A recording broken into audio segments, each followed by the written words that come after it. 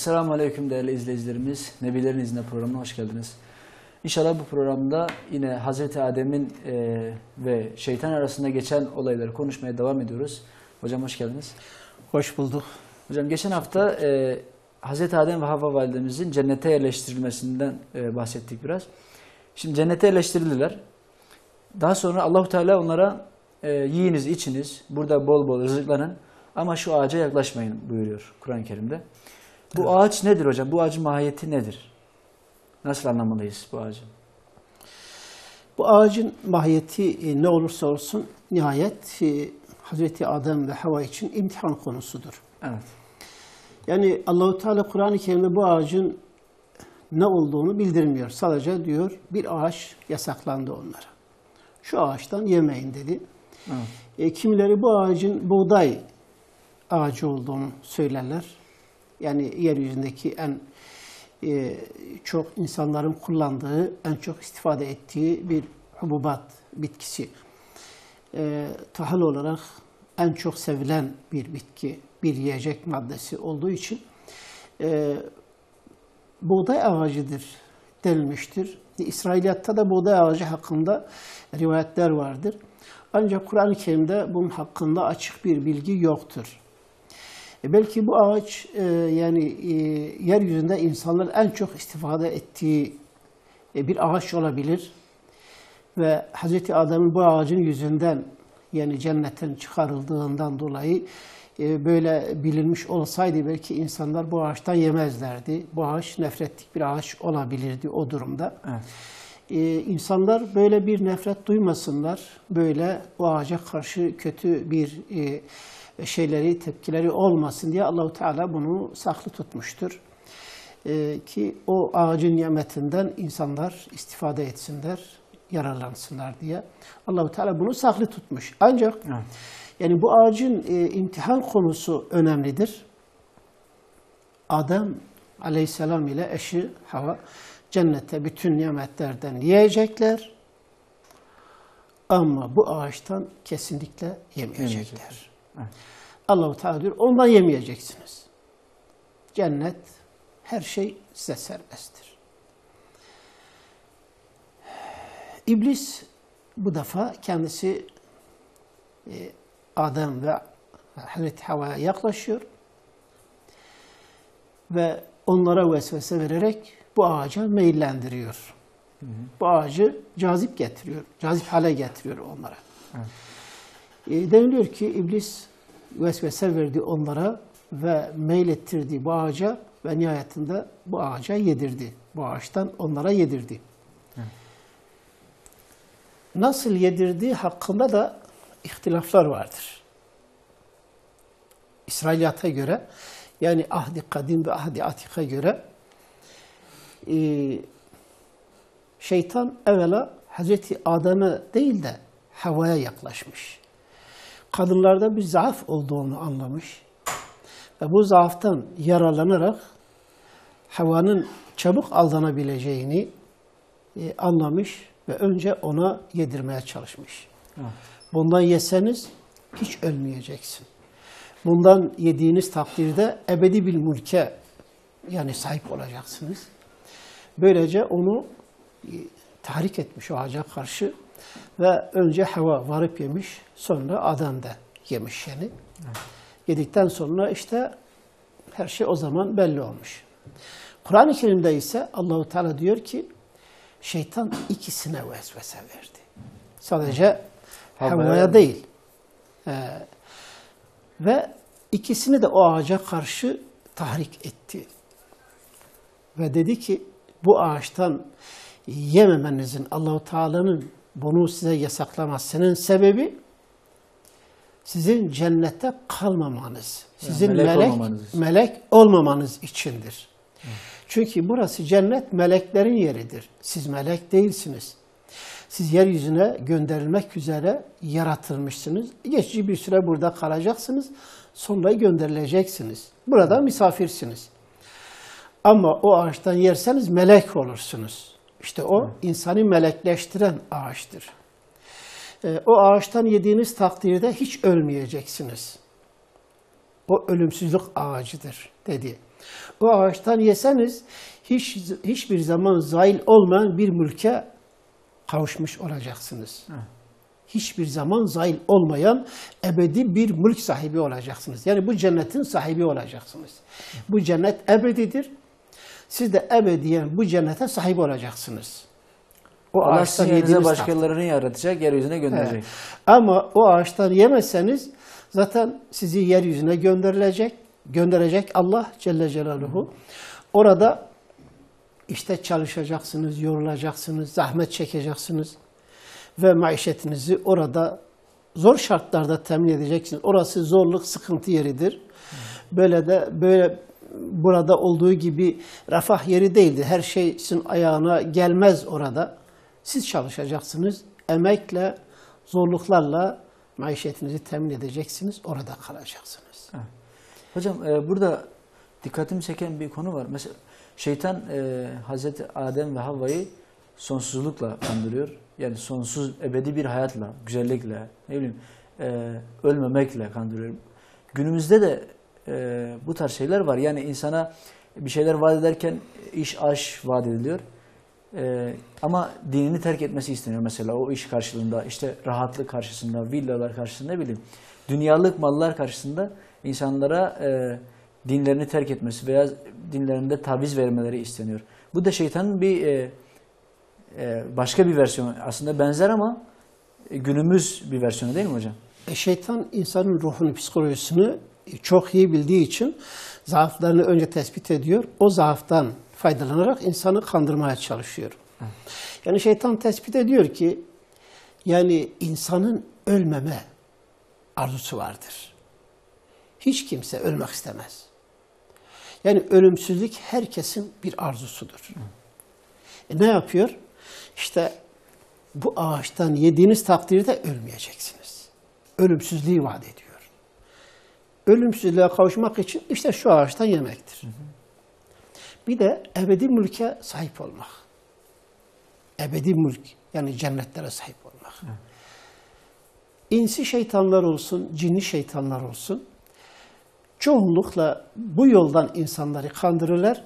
Mülk vaat ederek, mevki, makam vaat ederek, ondan sonra saltanat vaat ederek, mal vaat ederek onları böyle ihfal ediyorlar ve kendi yanlarına çekerek Allah'ın yolundan alıkoyuyorlar. Ve haramları işletiyorlar. Allah'ın yolundan geri bırakıyorlar. Günahları onlara basit gösteriyorlar. Bu nimetleri büyüterek onlara anlatıyorlar. Abartılı abartılı onlara anlatıyorlar. İşte böyle olacaksın, böyle yükseleceksin, böyle mevki makam sahibi olacaksın, şöhret sahibi olacaksın, şu olacaksın, bu olacaksın gibisinde insanı oraya kilitliyorlar. Oraya kilitlendiği zaman yasaklanmış olan şeyleri unutuverir. Hazreti Adem'de olduğu gibi. İşte Hazreti Adem'de olduğu gibi. Yani şeytan onları teşvik ettiği zaman bu ağaca, ebedi mülk vaat ettiği zaman, ölümsüzlüğü vaat ettiği zaman, melek olmayı vaat ettiği zaman böyle bu cazip şeyler yani. Evet. Melek olmak ne demek? Ebedi mülk sahibi olmak ne demek? Hiç ölmemek ne demek bunlar? Ebediyen cennette kalmak, cennetlere sahip olmak. Bunları, bu vaatleri yani görünce bir anda Allah'ın yani şeytanı onlara düşman olduğu tembihini unutuverdiler. O ağacın gerçekten onlara yasaklanmış olduğunu, Allah'ın yasağını unutuverdiler. Varıp ağaçtan yediler. Böylece şeytanın hilesine kandılar, Allah'a asi duruma düştüler. Evet. Hocam vesvese diyor. Allah-u Teala şeytan onlara vesvese verdi diyor. Vesveseyi biraz daha açabilir miyiz? Vesvese aslında bazen görünerek, bazen görünmeyerek insanların hayaline hakim olmaktır. Bazı insanlar kişiyi karşısına alır, böyle gözlerin ortasına baka baka, konuşa konuşa onu etkisi altına alır ve psikolojisini etkilerek ona hakim olur yani. O insanı böyle kendine kilitler. O anda insan onun o söylediklerinden başka bir şey düşünemez olur. Kendi ona kaptırır ve dediklerini yapar yani. Evet. Bir yönüyle de insanın aklına bazı şeyleri getirir. Sen bir şeyleri unutmak istiyorsun bile ne ediyorsun unutamıyorsun. Aklına takılı kalıyor. Bu şeytanın bir vesvesesidir. İşte o vesvesedir. Senin aklına galip olmuş, hakim olmuş şeytan. Onu aklına sürekli böyle vesvese ediyor, vesvese pompalıyor, sokuyor. Ve sen onun etkisinde kaldığın için onu unutamıyorsun. Onu aklından çıkaramıyorsun. Onu aklından çıkarmadığın gibi onun etkisinde kalıyorsun. Ya üzüntüye kapılıyorsun, kendini mahvediyorsun, perişan oluyorsun. Ya şehvete kapılıyorsun, unutamıyorsun, kendini helak ediyorsun, bir uçuruma atıyorsun. Ya bir sevdaya kapılıyorsun, bir şöhret sevdasına, bir mal mülk sevdasına kapılıyorsun. O anda yani önündeki tehlikeleri göremez oluyorsun, gidiyorsun yani. Vesvese budur işte. Şeytanın ya geriden insanın ruhuna yani pompaladığı bir vesvesedir. Yani bir ruhi bunalımdır. İnsan o anda yani o vesvesenin etkisinde kalıyor. O hayal alemine dalıyor yani. Evet. Birileriyle konuştuğu halde hayalleri başka alemde. İşte o vesvesedir. Seninle konuşur, seni dinliyor diye zannedersin de o başka yerdedir. Aklı başka yerde. Aklı başka yerde, başka dünyalarda geziniyor. Şeytan onu bırakmıyor. Şeytan ona yani çelme taktığı için, oraya götürdüğü için sen bir türlü oradan getiremiyorsun. Senin yanında ama o alemdedir. Evet. Bu şeytanın vesvesesidir. Evet. Bir de dediğim gibi bazen de insi şeytanlar vardır. Aynen o şeytanın kullandığı taktiklerini bir fiil olarak uyguluyorlar. Bunu insi şeytanlar yapar. Aynen şeytan gibi sana güzel vaatlerde, yalandan vaatlerde bulunur. Olmayacak vaatlerde bulunur. Ve o vaatleri gerçekmiş gibi sana anlatmaya çalışır. Bir anda onun etkisinde kalarak bu yalandan vaatleri gerçek sanarak ona kapılıverirsin yani. Bu da şeytanın bir hilesidir, bir vesvesesidir. Başörtünü çıkar, müdür ol falan, ileri gelecek var, sana müthiş bir gelecek var. İşte başörtünü çıkarmasan okuyamazsın. Hadi okudun, bitirdin, bir göreve giremezsin. Nihayatta orada çıkaracaksın. Yani göreve girmen için nihayet çıkaracaksın yani. Rızıkla korkutma. Gibisinden. İşte sen bunu okudun, bundan sonra zaten gidip amelelik yapamazsın, çalışamazsın. Bir iş yapamazsın artık. Mecbur bir yere gireceksin. Bir yere girmen için işte böyle yapman lazım. Şöyle yapman lazım.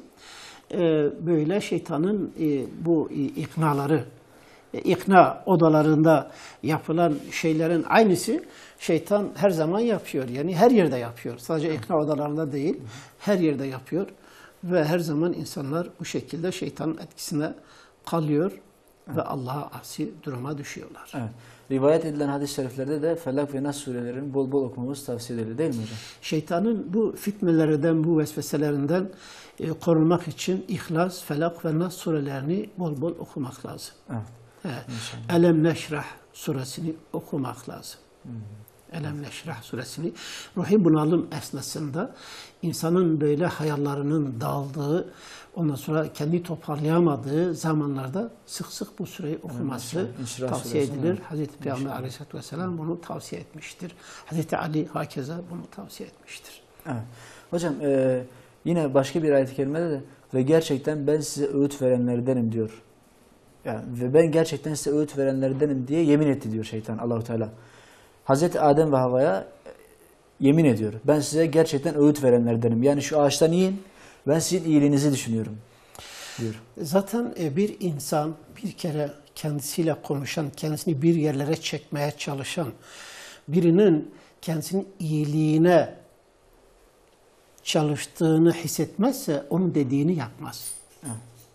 Şeytan işte buradan en çok insanları kandırabiliyor. Yani sağdan gelerek bir nasihatçı gibi, bir alim gibi, bir dost, bir hami gibi geliyor, yaklaşıyor ve aynen yani İblis-i La'in Adem Aleyhisselam'a Allah'ın adına yemin ederek ben sizin için söylüyorum. Size nasihat ediyorum.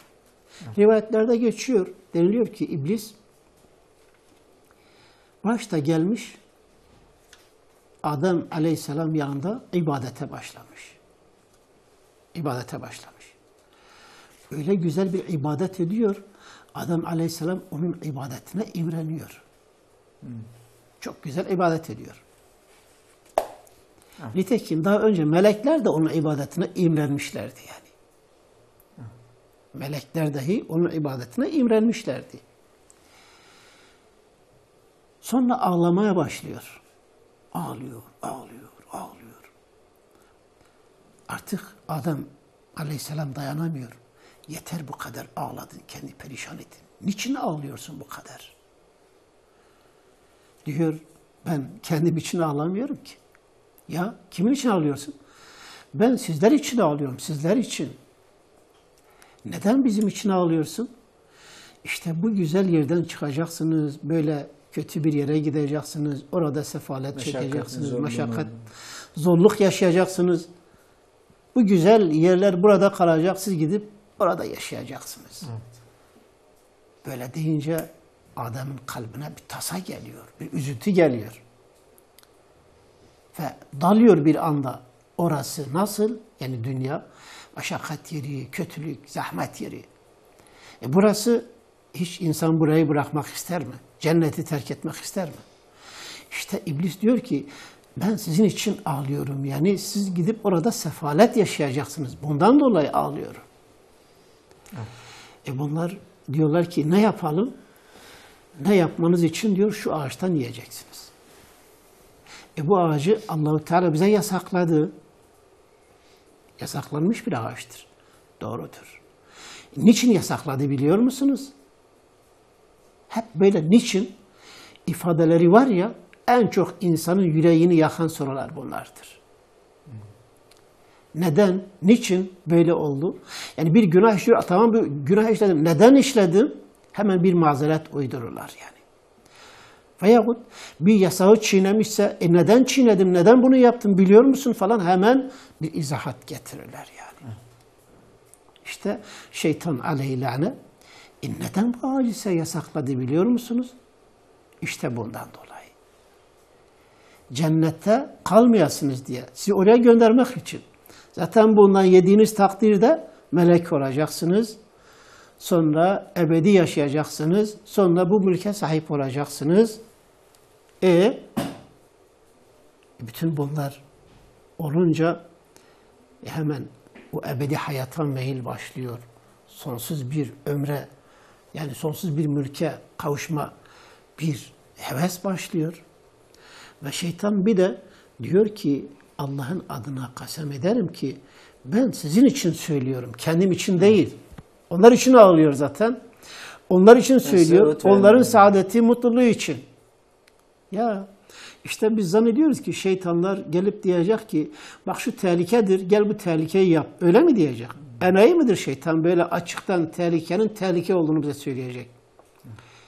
Hiçbir zaman şeytan tehlikenin tehlike olduğunu değil, kurtuluş olduğunu, kurtuluşun tek çaresi olduğunu söyleyecek.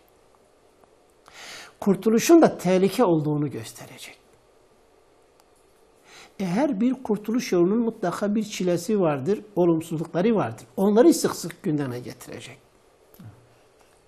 Her bir zevk sefanın gerisinde elim bir hayat vardır yani.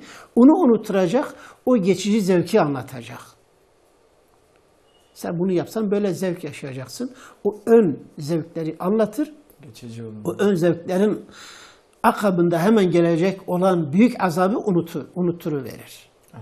Bu şekilde insanı kandırır ve şeytan yemin etmiş. Adem Aleyhisselam da zaten Allah Celle Celaluhu ileride göreceğiz. Yani ben size şeytanın ikinize düşman olduğunu söylememiş miydim? O ağacın da yasaklanmış ağaç olduğunu size söylememiş miydim? Evet ya Rabbi, sen bize söyledin. Fakat senin adına birinin yalan yere yemin edeceğine ihtimal vermedim diyor Adem Aleyhisselam. Yani şeytan Allah adına yemin edince hani birçokları yeminle insanı bağlayabiliyor. Her zaman şeytanın taktiği budur. Çok yemin ederler. Münafıkların özelliği, özellikle yemin onların kalkanıdır. Hemen yemin ederek Müslüman zavallı işte yemin Allah'ın adına yemin etti ya. Sen Allah'a inanmıyor musun? Elbette inanıyorum. Bak yemin etti. Bağlar. Bu şekilde. Şeytanlar hep bu hileyle müminleri bağlarlar yani. Bir yeminle işi kapatırlar. Evet. Hocam burada bunun üzerine ikisi de ondan yedi diyor Allah Teala. Yani şeytan bu vesveseyi verdikten sonra, onlara Allah adına yemin ettikten sonra bunun üzerine ikisi de bu ağaçtan yedi ve kendilerine ayıp yerlere göründü. Adem de Allah'ın emrine karşı gelmeden dolayı şaşırıp kaldı diyor Allah Teala ayet-i kerimesinde. Yani ağaçtan yiyorlar ve ayıp yerleri kendilerine görülüyor. Yani buradaki bağlantı nasıldır hocam? Yani şeytan böylece onları ikna ettikten sonra ayet-i kerime diyor, ikisi de varıp ağaçtan yediler. Hı hı. Yer yemez avret mahalleri kendilerine göründü. Evet. Avret mahalleri kendilerine göründü. Zaten cennete Allah Celle Celaluhu onların avret mahallerini örtmüştü. Nasıl bir elbiseyle onu Allah bilir. Şeklini, modelini, artık yeni dokumasını bilmiyoruz yani. Allahu Teala cennet elbisesiyle onların vücutlarını örtmüştü. Evet. Yeme içme ihtiyaçları cennete karşılanıyordu. Ondan sonra her şeyleri ayaklarına geliyordu. Böylece bir bolluk içinde yaşıyorlardı. Bu isyanı ettikten sonra elbiselerinin hemen soyulması bu isyanın belirtisiydi. Yani onlar yasağı çiğnediler. Allah-u Teala onlardan lütfunu çekti. Başta onların avret mahalleri göründü kendilerine. Avret mahalli görünür görünmez onlar hemen cennet yapraklarıyla o mahallerini örtmeye çalıştılar. Örtünmeye çalıştılar. فَتَفِقَا يَخْصِفَانِ عَلَيْمَ بِوَرَقِ الْجَنَّةِ Onlar hemen apar topar cennet ağaçlarının yapraklarıyla avret mahallerini örtmeye başladılar. Demek ki insanın en zaaf noktası orasıdır. Hayasının dışarıya çıkmasıdır. İnsan büyük bir hassasiyeti vardır. Yani bir insan hayası gitmişse o gitti yani. Gümbürtüye gitti. O yüzden şeytan aleyhine ilk planını insanın hayasını yıpratma üzerine kurmuştur. Evvela onun hayasını ona göstererek onu böylece rencide etmek, onu utandırmak. Her zaman bütün şeytanlar, bütün şeytani şebekeler insanı özellikle ehli imanı yıpratmak için avret mahalliyle oynarlar. Evet. Değil mi? Yani bazen taciz ederler, bazen tecavüz ederler hatta. Öyle yaparlar yani. Evet. Guantanamo şeyinde veyahut Ebu Gureyb zindanlarında Iraklı esirlere yapılan muamele, en kötü muamele buydu. Esirlerin anlattığı gibi bizim en çok ağrımıza giden kötü muamele bizim avret mahallerimizle oynamalarıydı. Hatta yani bir Amerikalı kadın asker geliyor, o esire tecavüz ediyor. Kadın erkeğe tecavüz ediyor. Düşün, yani hayasını yıpratıyor. İffetini öldürmeye çalışıyor. İffetini öldürmeye çalışıyor. Yani bu şeytani bir hiledir, bu şeytani bir duygudur. Fazla oraya girmek istemiyorum. Ahlaki bir şey değildir. Ahlakımız buna müsaade etmez. Çok iffetsizdirler şeytanlar. Çok şerefsizdirler yani. O yüzden şeytanların şerrinden Allah'a sığınmak lazım. Evet, inşallah hocam sürekli bu konuya farklı bir açıdan da yaklaşacağız. Kısa bir aradan sonra inşallah. Evet değerli izleyicilerimiz, kısa bir aradan sonra tekrar birlikteyiz.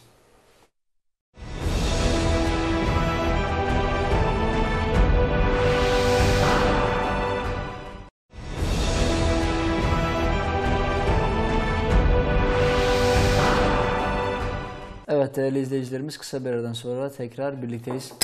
Hocam haya ve edepte kalmıştık. Şeytanın, düşmanların insanları en hassas noktasında devamlı saldırı yaptıklarından bahsetmiştik.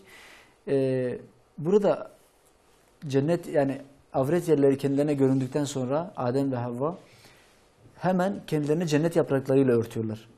Buradan şunu çıkarıyorum ben. Demek ki insanoğlunun fıtratında bir haya edep duygusu var değil mi hocam? Tabii. Yani böyle bir yatkınlığı var. Yani haya duygusu fıtridir. Doğuştan her insanda vardır. Evet. Yani her insan, aslında Allahu Teala bütün mahlukatı yani bir örtü içinde yaratıyor yani. Yani o örtüden çıktıktan sonra özünü kaybediyor. Evet. Onun içinde kaldığı zaman kendini koruyor, variyetini muhafaza ediyor. Yani bütün hayvanların üzerine, yani canlıların üzerine bir örtü vardır, tüy vardır, değil mi? Hı hı. Kendi örtemeyecek durumda olan canlılar, onun üzerine kıl vardır, tüy vardır. Onunla o avret mahalleri örtünüyor yani. Kimi hayvanların hayaları yerin üzerine kuyruğu geliyor. Böylece o haya yerleri örtülüdür yani. Evet. Hayvanlar için dahi bu söz konusuyken insan eşref-i mahlukattır. İnsan daha mükerremdir. İnsanın kendi izzetini, şerefini koruması lazım, iffetini koruması lazım. İffetini kaybeden bir insan her şeyini kaybetmiştir. Nitekim Peygamberimiz Aleyhisselatü Vesselam Risaletten önce meşhur bazı sözleri vardır. Yani peygamber olmadan önce onun yine meşhur sözleri vardır. O sözlerden bir tanesi, kişi utanmadıktan sonra istediği şeyi yapsın. Yani utanma duygusunu kaybettikten sonra artık onda bir hayır kalmamış yani. Yani her günahı işleyebilir. Yapsın, zaten yapar yani. O özelliği gitmişse her şey gitmiştir. O yüzden yani haya duygusu insanın, insan olmanın, insanın insaniyeti için vazgeçilmez, olmasa olmaz bir duygudur. Evet. Bu duygu gittikten sonra insan gidiyor. O yüzden yani İslam'da örtünme emri vardır. Örtünme emri vardır. Zaten Allah Celle Celaluhu bir ayet-i kerimede insanlara seslenerek, ey Adem oğulları, şeytan ana babanızın avret mahallerini kendilerine göstererek cennetten çıkarmalarına sebep olduğu gibi sizi de bir belaya uğratmasın. Dikkat edin ha. Bak. Yani şeytan ana babanızın avret mahallerini kendilerine göstererek onları cennetten çıkarmaya sebep olduğu gibi sizin de başınıza böyle bir bela getirmesin. Aman ha, dikkat edin. Yani haya duygularınızı muhafaza edin. İffetinizi koruyun. Örtünün. Örtünmek Allah'ın emridir. Birinci emridir yani. Yani örtünme olmayınca demek ki insan şeytanın oyuncağı olur. Şeytan istediği yere onu çeker götürür. Korumasız olur. Bir portakalı düşün, kabuğunu soyduktan sonra çürümeye mahkumdur. Her bir meyve üzerine mutlaka bir zar vardır, bir kabuk vardır. O kabuğunu aldıktan sonra artık o korumasızdır. Öyleyse insanın da korunması elbisesidir. İnsanın bir maddi korunması vardır, bir de manevi korunması vardır. Yani bedenin korunması olduğu gibi, örtünmesi gerektiği gibi ruhunun da örtünmesi gerekir. Nitekim bazı insanlar var, bedenleri örtülüyse de ruhları çıplaktır. Hayaları gitmiştir. Evet. Haya duygusu gittikten sonra bedenleri örtülü de olsa o insanlar örtülü çıplaklardır. giyinmiş çıplaklardır onlar. O yüzden hayat duygusuna dikkat etmek gerekiyor. Maddi ve manevi olarak örtünmek gerekiyor. Allah Celle Celaluhu bu yani manevi örtünmeye takva örtüsü deniliyor. Ve libasu takva hayrun. Takva elbisesi daha hayırlıdır. Yani takva elbisesiyle örtünmek lazım. Hayasını, edebini, iffetini korumak lazım insanın.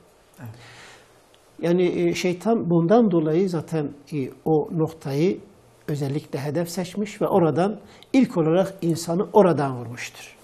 Evet, en büyük açığı ve en büyük zaafı belki insanoğlunun. Evet. Evet, Allah bizi muhafaza eylesin hocam. Hocam dikkat çeken başka bir husus ayet-i kerimelerde bu mesele anlatılırken hep iki kişiden bahsediliyor. Adem ve Havva. İkisini diyor hep. Yani sadece Adem demiyor veya sadece Havva da demiyor. Hep ikisini diyor. Şeytan ikisini aldattı. Şeytan ikisinin ayrıtlarını kendilerine gösterdi. Burada bir eşitlik yani bir denge var. Kadın erkek meselesinde. Hocam bunu nasıl bir ders çıkarabiliriz buradan? Yani suçluysalar da ortaktırlar. Suç ortağıdırlar. İkisi dosyaları bir. O yüzden yani İslam'da kadın erkek yani hukuk önünde eşittirler. Ayet-i Kerime buna işarettir aynı zamanda. Hristiyanlık gibi aslında kadın aşağılık bir mahluk değildir. Zaten Hristiyanlığın özellikle kadını aşağılamasının nedeni buradan kaynaklanıyor ki onlara göre Tevrat'ta öyle geçiyor. Muharref Tevrat. Böyle bir şey Allah'ın ayeti olmaz. İlkin Havva yani o yasaklı ağaçtan yediği için suçlu odur. Evet. Suçlu kadındır. O yüzden kadın lanetliktir. Yani işte insanların cennetten çıkarmasının nedeni kadın imiş. Ondan sonra Allah kadını bundan dolayı lanetli kılmış. O lanet hala kadın üzerinedir. Kadın ebediyen lanetliktir yani. İslam'da öyle bir şey yok. İslam'da bir insan günah işlese dahi, ağır günah işlese dahi tövbe ettikten sonra Allah tövbesini kabul etmişse o günahtan kurtulmuştur. Aklanmıştır. Yani ebedi bir suçluluk söz konusu değildir.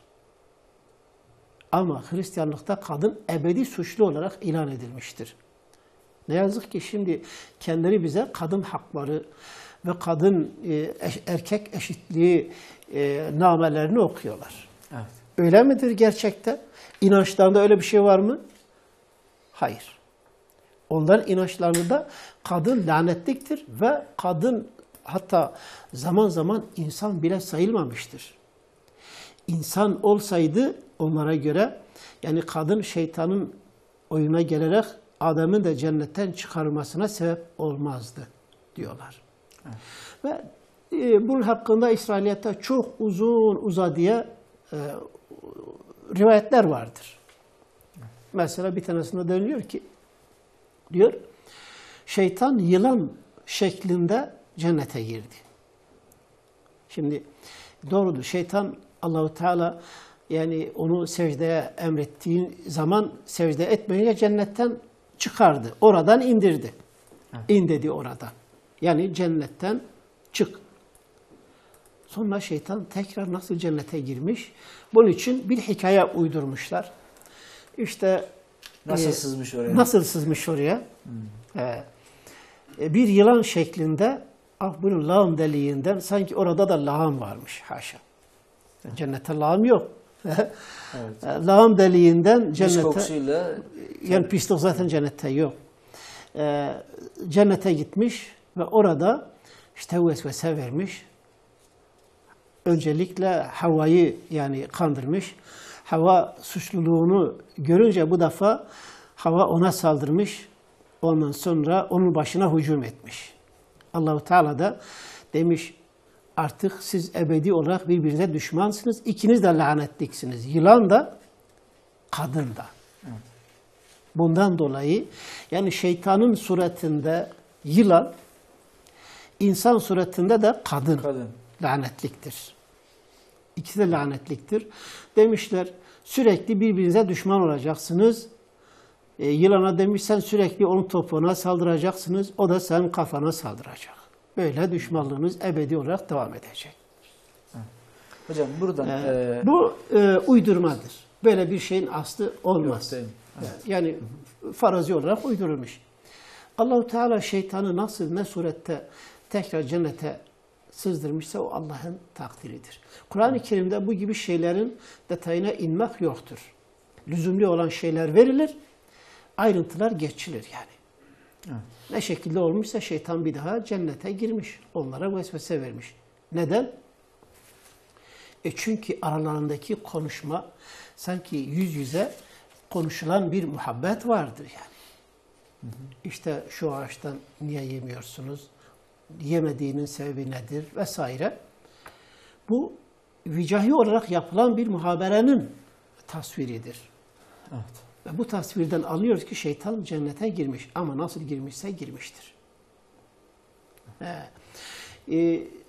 Sonra cennetten birlikte tekrar üçü de çıkarılıyor. Adem de, Havva oraya da, geliyoruz zaten. şeytan da. Bunu bitirelim, oraya geleceğiz. Yani. Tamam.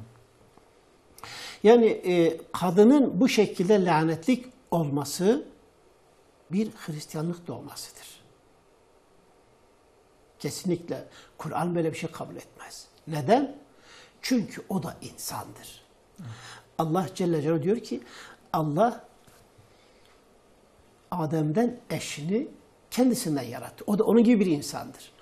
Onun özelliğini taşıyan, onun hissiyatını taşıyan bir varlıktır.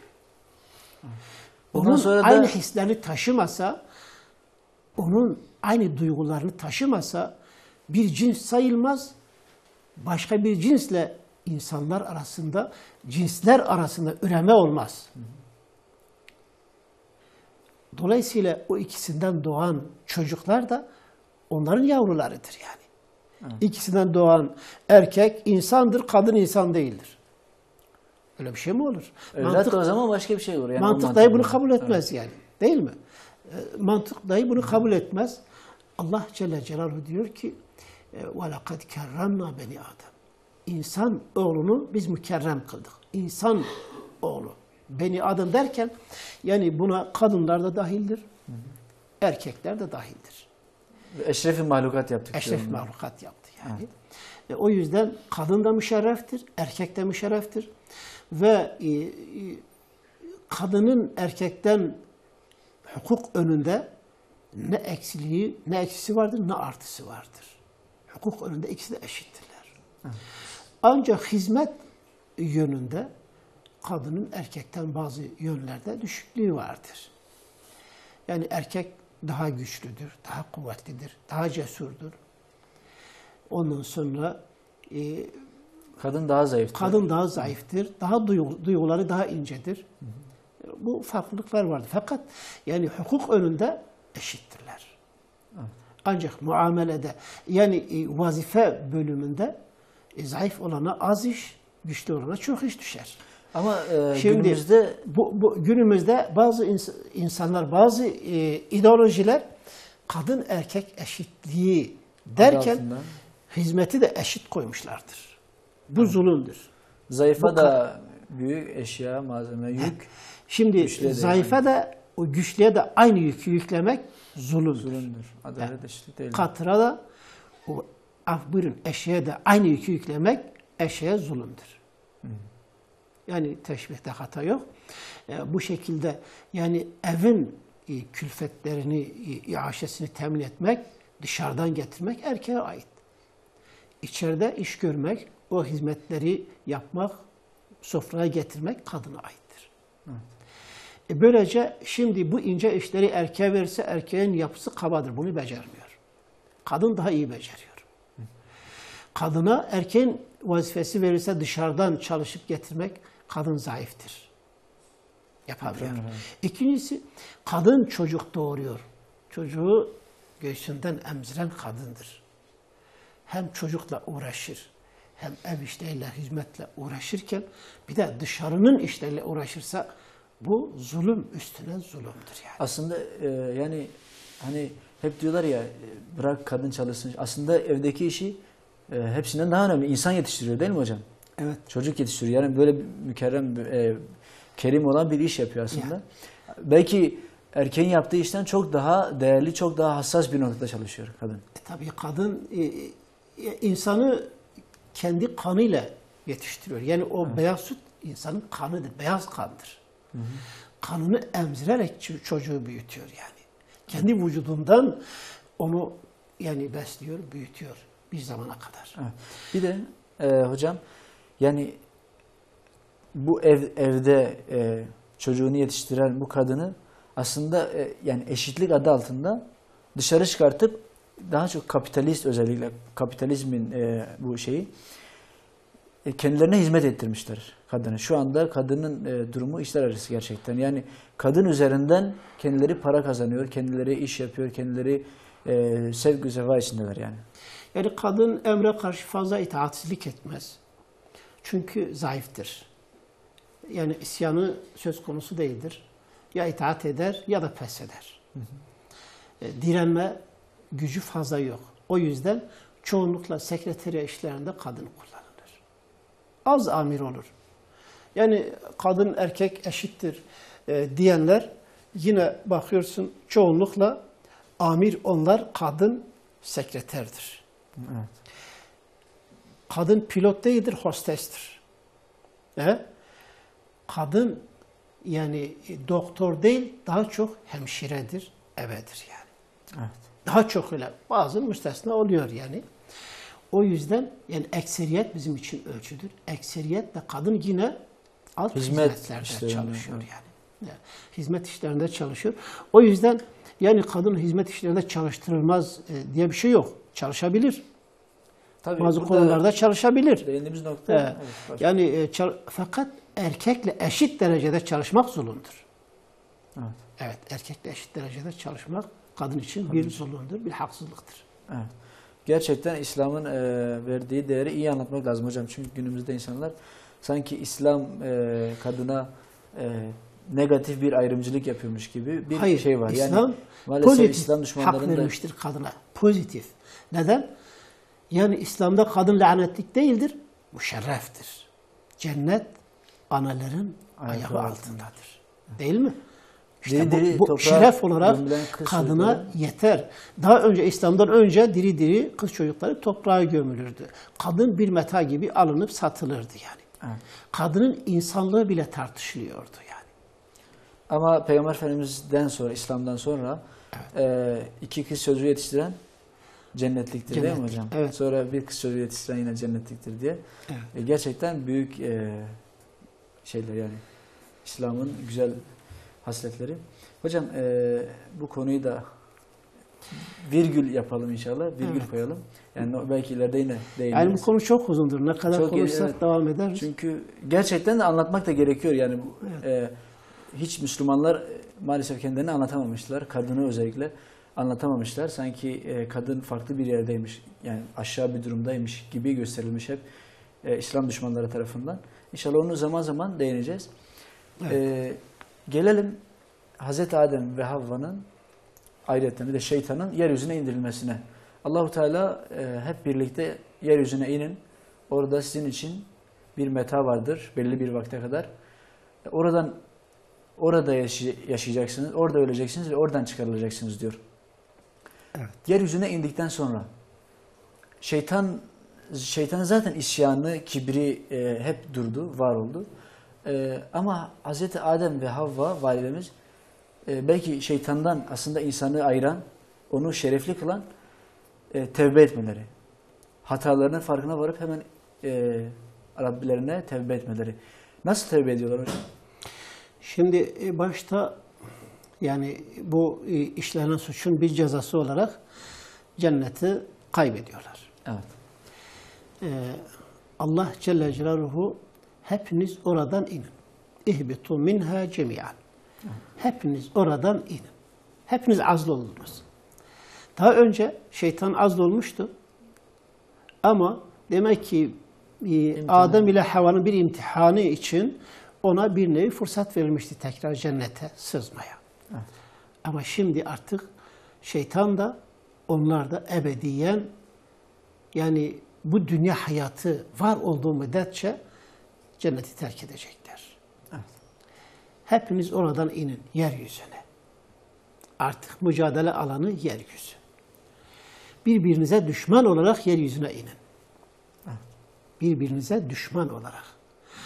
Düşmanlık artık ilan edilmiştir. Hani bir insan düşmanından zarar görmeyince kadar onun gerçekten düşman olup olmadığı hakkında fazla bir şey yoktur. Kini yoktur. Kini yoktur. Evet. Ne zaman zarar gördü artık kin başlıyor yani. Düşmanlık daha önce şeytanın kini başlamıştı. Fakat Adem'in ona karşı bir kini yoktu. Çünkü ondan zarar görmemişti. Şeytan zararı görmüştü. Çünkü Adem'den dolayı o yüksek makamdan azledilmişti, cennetten atılmıştı. O öfke ateşiyle yanıp tutuşuyordu. Nihayet kozunu kullandı, onu da kendi gibi suçlu duruma düşürdü. Onu da cennetten edilmesine sebep oldu. İşte böyle yani Adem'in de kaybettiği çok şey var. Bir anlık. Yani Rabbini yine tanıyor ama Rabbinin nimetlerinden uzak düşüyor. Rabbinden uzak düşüyor. Evet. Hepiniz yeryüzüne inin. Artık mücadele sahası, ebedi savaş, ezeli savaş burada başlıyor. Yeni bir savaş. Kızgın bir savaş. İnsanla şeytan arasında ezeli savaş artık yeryüzüdür. Savaş alanı yeryüzü. Burada kozlarını oynayacaklar. Şeytan sürekli insanla uğraşacak. İnsan ona karşı korunarak Rabbine artık yönelmeye ne derece bağlı kalacak? O bir imtihandır. İnsanın imtihanıdır. Evet. Burada hepsinin yeryüzüne indirilmesi dendiği zaman da demek ki şeytan da cennette olduğu anlaşılıyor yani. Hı hı. Tekrar onlarla birlikte cennetten çıkıyor. De şey yapıyor değil mi hocam? Evet. Teyit yani önceki ayeti teyit ediyor, tefsir ediyor bir nevi. Yani şeytan gerçekten cennete bir daha sızmıştır ki oradan tekrar indirilmiştir. O da Allah'ın izniyle zaten sızmıştır. Allah'ın izniyle. İhbitu minha cemiyan. Ama bundan sonra size bir talimatım gelecek. فَاِمَّا يَأْتِيَنَّكُمْ مِنِّ هُدًا فَمَنْ تَبِعَ هُدَايَ فَلَا خَوْفٌ عَلَيْهِمْ وَلَا هُمْ يَحْزَنُونَ. Benden size bir hidayet gelecek. Yani bir takım talimatlar gelecek. Orada yeryüzünde nasıl yaşayacaksınız? Nasıl bir hayat yaşayacaksınız? Neden korunacak? Neleri yiyeceksiniz? Nelerden sakınacaksınız? Efendim helal, haram vesaire. Yani yeryüzünde insanlara gönderilen şeriat Allah tarafından gönderilir bundan sonra. Peygamberlere böylece şeriatlar gelmeye devam etmiş. Her peygambere ya bir yeni şeriat gelmiş ya bir önceki peygamberin şeriatıyla amel ederek Allah'ın bir talimatı mutlaka var olmuştur.